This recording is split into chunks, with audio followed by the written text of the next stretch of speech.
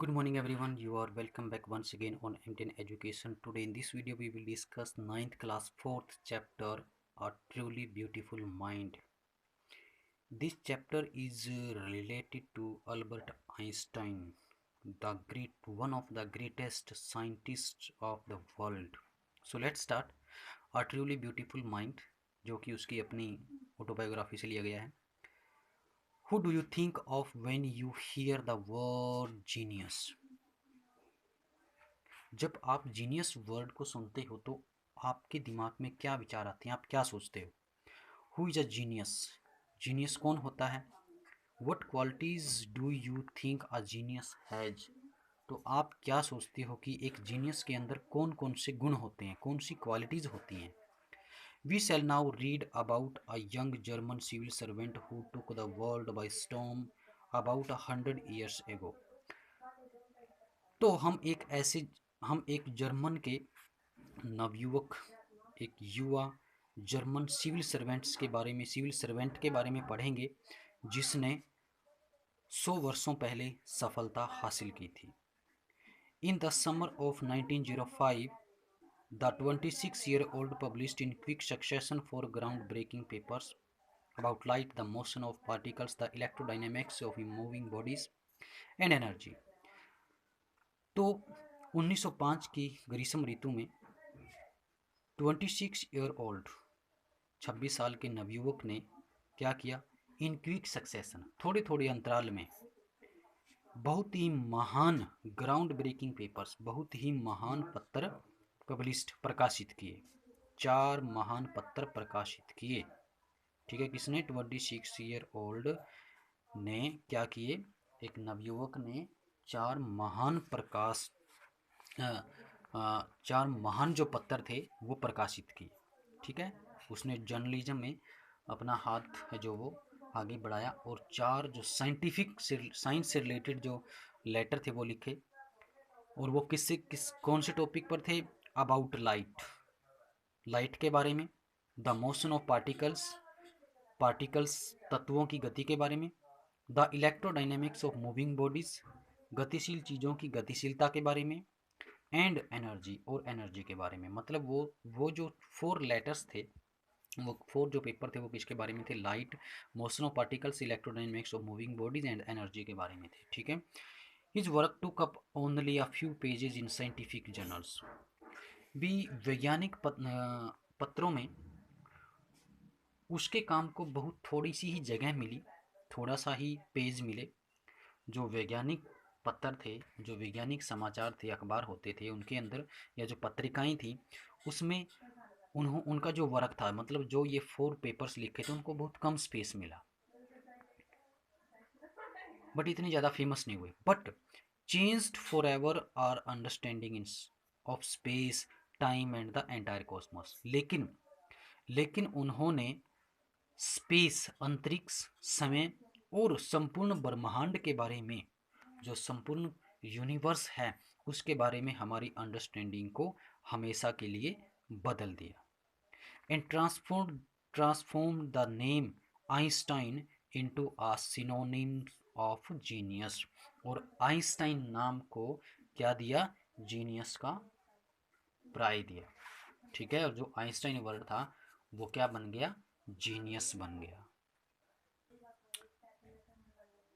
50 years after his death, अपनी मृत्यु के 50 वर्ष बाद, Albert Einstein's genius still reigns. Albert Einstein जो जीनियस था, उसकी जो महानता थी, जो उसकी प्रतिभा थी, वो क्या रही? अभी भी प्रबल रही. ठीक है, रेन्स मतलब प्रबल रहना. तो आपको पता चल गया होगा हम किस महान वैज्ञानिक के बारे में पढ़ने जा रहे हैं? अल्बर्ट आइंस्टाइन के बारे में. देखिए, तो आप अपनी बुक साथ में रखें और जो फिंगर टिप है वो लाइन टू लाइन मेरे साथ आप पढ़ें ताकि आपको मैटर और जो कॉन्सेप्ट ऑफ द चैप्टर है वो क्लियर होता चले. Let's start. Albert Einstein was born on 14th March 1879 in the German city of Ulm without any indication that he was destined for greatness. भी अल्बर्ट आइंस्टाइन का जन्म 14 March 1879 को German के Uloom city में हुआ था, विदाउट एनी इंडिकेशन, बिना किसी संकेत के कि वो क्या होगा, वो महानता का भाग्यशाली होगा, मतलब वो कभी महान बनेगा, कि वो कभी महान बनेगा, इस इंडिकेशन के बिना ही उसका जन्म 14 मार्च 1879 को जर्मन के उल्म शहर में हुआ था। On the contrary, his mother thought Albert was a freak. इसके विपरीत उसकी मम्मी ने सोचा कि अल्बर्ट एक असाधारण बच्चा है। To her his head seemed much too large, क्योंकि उसके लिए उसका सिर क्या था, बहुत बड़ा था। At the age of 2.5 Einstein still was not talking, और 2.5 साल की उम्र तक आइंस्टीन बिल्कुल भी नहीं बोलता था, उसने बोलना शुरू नहीं किया था। When he finally did on learn to speak, और जब उसने अंत में बोलना शुरू किया, ही अटर्ड एवरीथिंग ट्वाइस, तो वह हर चीज़ को 2 बार बोलता था।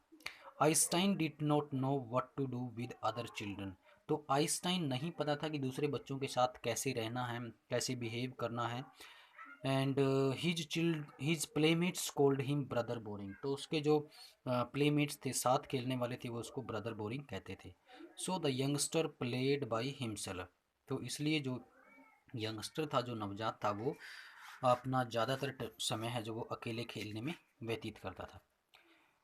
Otto Neveu, the historian of ancient mathematics, told a story about the boy Einstein that he characterizes as a legend. तो ओटो नेवगोर, जो कि एक एंशियंट मैथमेटिक्स हिस्टोरियन थे, इतिहासकार थे, उन्होंने एक कहानी बताई थी किसके बारे में, द बॉय आइंस्टाइन के बारे में। That he characterise as a legend, जिसको किसके रूप में माना गया था, जिसको एक पौराणिक गाथा के रूप में माना गया। भी जो कहानी थी एक ऐसी लगी जैसे कि वो एक पौराणिक गाथा हो, लेजेंड हो। But that seems Fairlie authentic, लेकिन वो बिल्कुल ऑथेंटिक लगी। ठीक है, पहले ऐसे लगी कि जैसे एक लेजेंड है, ठीक है, इमेजिनेशन स्टोरी है जो कि एक लेजेंड है, बट लेकिन ऐसा लगा कि वो ऑथेंटिक है। As he was a late talker, जैसे कि वो बाद में बोलने लगे थे, काफ़ी समय के बाद वो उसने बोलना शुरू किया था। हिज पेरेंट्स वर वरीड, तो उसके माता पिता चिंतित थे। At last at the supper table one night, और एक रात जब उसने रात्रि का खाना खाते वक्त बोला, he broke his silence to say, तो उसने अपनी खामोशी को तोड़ा, उसने अपनी चुप्पी तोड़ी और कहा, the soup is too hot, कि सूप बहुत गर्म है। ग्रेटली रिलीव्ड, बहुत शांति से। हिज पेरेंट्स आस्क्ड, उसके माता पिता ने पूछा, why he had never said a word before, कि उसने इससे पहले कोई भी शब्द क्यों नहीं बोला। Albert replied, because up to now everything was in order, भी अब सब कुछ क्या होगा, बिकॉज अप टू नाउ, भी अब से सब कुछ क्या होगा, ऑर्डर में होगा, व्यवस्थित होगा। तो वो ज़्यादातर समय अपना खेलने में अकेले ही व्यतीत करता था। ही स्पेशली लव्ड मैकेनिकल टॉयज, तो उसको यांत्रिक जो मैकेनिकल खिलौने होते थे वो ज़्यादा पसंद थे। तो आप ये याद रखना question, which type of toys did he like, तो वो किस प्रकार के खिलौने हैं जो वो पसंद करता था, mechanical toys. Looking at his new born sister Maja, तो अपनी सिस्टर न्यू बर्न, नई जन्मी बहन माजा को देख करके ही इज सेड, तो उसने कहा, टू हैव सेड, तो उसने क्या कहा, फाइन, बहुत सुंदर है, but where are her wheels, लेकिन इसके पहिए कहाँ हैं, मतलब वो माजा को क्या मानता था, टॉय। थर्ड पैरा क्या कहता है, headmaster once told his father that what Einstein choose as a profession would not matter. एक बार एक हेडमास्टर ने उसके पिता से कहा कि ये कोई बात नहीं है कि एज ए प्रोफेशन आइंस्टाइन जिसको भी चुने, because he will never make a success at anything, क्योंकि वो किसी भी चीज़ में सफल नहीं होगा। Einstein began learning to play the violin at the age of 6, और आइंस्टाइन ने 6 साल की उम्र में वायलिन बजाना सीखना शुरू कर दिया था। Because his mother wanted him to, क्योंकि उसकी माता चाहती थी, उसकी मम्मी चाहती थी ऐसा हो। And he letter become a gifted amateur violinist, और बाद में वो एक अनप्रोफेशनल क्या बन गया था, वायलिनिस्ट बन गया था। ठीक है, मतलब वो उसको वो अच्छी तरह से वायलिन बजाने वाला बन गया था। And maintaining this skill through out his life, और उसने अपनी इस स्किल को जीवन पर्यंत कायम रखा, मेंटेन रखा। फोर्थ पैरा क्या कहता है, but Albert Einstein was not a bad pupil. लेकिन अल्बर्ट आइंस्टाइन बुरा शिष्य भी नहीं था। He went to high school in Munich.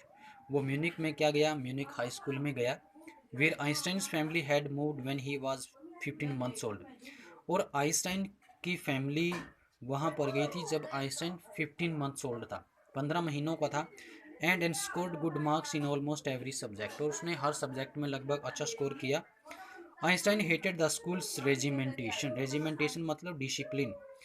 तो आइंस्टाइन स्कूल के डिसिप्लिन से बहुत ज़्यादा नफरत करता था। म्यूनिक में जो स्कूल था वहाँ का जो एनवायरनमेंट था वो इतना ज़्यादा स्ट्रिक्ट एनवायरनमेंट था, डिसिप्लिन एंड ऑर्डर को बहुत ज़्यादा मेंटेन किया जाता था, स्ट्रिक्टली फॉलो किया जाता था। तो उस एनवायरनमेंट से आइंस्टाइन बिल्कुल हेट करता था, हेटेड थी उसको। And often clashed with his teacher. तो इसी वजह से वो कई बार अपने टीचर से, अक्सर वो अपने टीचर से झगड़ा कर लेता था। At the age of 15 Einstein felt so stifled there that he left the school for good. तो 15 साल की उम्र में तो आइंस्टाइन को वहाँ पर ऐसे लगा कि उसका दम घुटने लगा है, तो इसलिए उसने स्कूल को छोड़ दिया था। Fifth passage, the previous year Albert Einstein parents had moved to Milan and left their son with relatives. कुछ वर्षों पहले अल्बर्ट के पेरेंट्स है जो वो प्रीवियस ईयर भी पिछले साल ही अल्बर्ट के पेरेंट्स है जो वो मिलान चले गए and left their son with relatives. और वहाँ पर वो अपने बेटे को अपने रिलेटिव के पास छोड़ दिया। आफ्टर प्रोलॉन्ग डिस्कशन और लंबे समय के डिस्कशन के बाद Einstein got his wish to continue his education in German speaking Switzerland. तो आइंस्टाइन ने अपनी स्टडी को, अपनी एजुकेशन को जर्मन स्पीकिंग स्विट्जरलैंड सिटी में, स्विट्जरलैंड के सिटी में जर्मन सीखने में अपनी एजुकेशन को कंटिन्यू करने की इच्छा की। And which was more liberal than Munich. जो म्यूनिक से काफ़ी कुछ क्या था, स्वतंत्र एनवायरनमेंट रखता था। मतलब वहाँ पर जो लाइबरल का मतलब होता है understanding, understands the other opinions, मतलब दूसरे के विचारों को भी महत्व देना, उनको समझना, ऐसा वहाँ पर ऐसा एनवायरनमेंट था। ये कहें कि फ्री एनवायरनमेंट था म्यूनिक के अपेक्षा इस स्कूल के अंदर, ठीक है, मिलान में। तो आज के लिए इतना ही। इसके अब हम जो क्वेश्चन हैं, यहाँ तक जो क्वेश्चन आए हैं उनको देखते हैं।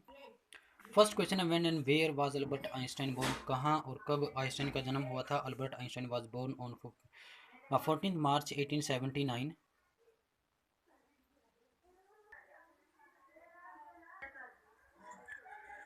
तो उनका जो जन्म है, Albert Einstein was born on 14 March 1879 in the German city of Ulm. Next question है what problem did arise in Einstein's in his childhood. Einstein did not start speaking up to the age of 2.5, but when he started speaking, he uttered everything twice. Next question है what did the headmaster tell Albert's father about him? The headmaster told his father that what Einstein chose as a profession would not matter because he would never succeed at anything, and his teacher discouraged him so often he clashed with his teachers, and at the age of 15 Einstein had to leave the school in Munich. Next question है what did Einstein decide after a prolonged discussion. After a prolonged discussion Einstein wish to continue his education in German speaking Switzerland in a city which was more liberal than Munich. तो ये थे आज के question. आप शायद आपको clear हैं, नहीं है तो कमेंट करें। Till then have a good day.